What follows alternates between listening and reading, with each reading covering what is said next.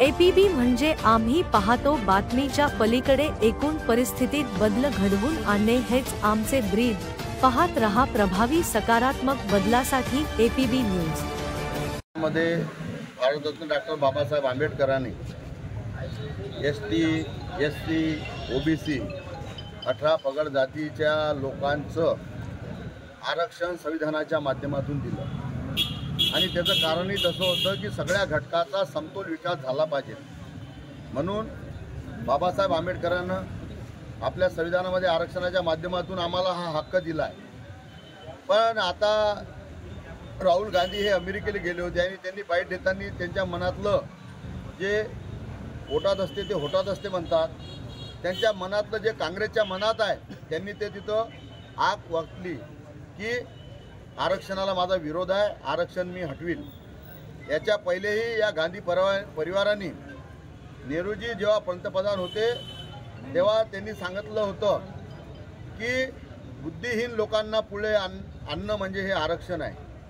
त्यांचे वडील स्वर्गीय राजीव गांधी होते तेव्हा त्यांनी सांगितलं आरक्षण म्हणजे विकासाले पिळं आहे.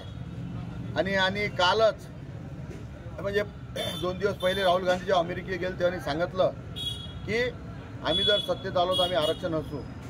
लोकसभेत तुम्ही पाहिलं की या लोकांना एक आरक्षणाचा नेरेटिव्ह पसरून लोकांची मतं घेतली, आदिवासींची मतं घेतली, एसटीची मतं घेतली, ओबीसीची मतं घेतली आणि आज त्यांच्या 99 सीटा काय आल्या ते आज आरक्षण हटवायला निघालेले आहे.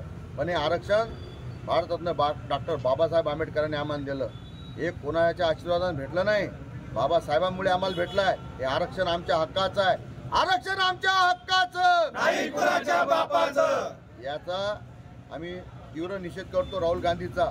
आणि राहुल गांधी जिथं सभा राहील तिथं आम्ही एसटी, एससी, ओबीसीचे सारे मंडळी त्यांना जवाब विचारायला जाऊ की तुम्हाला आरक्षणाचा का विरोध आहे म्हणून. तुम्ही आमचे मतं घेता एसटी, एससी, ओबीसीचे आणि आमच्या मतं घेतल्यावर निवडून आल्यावर आम्हाला आमच्या आरक्षणाला विरोध करतात. हे चालणार नाही.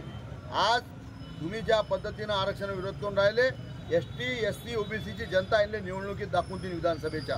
भारत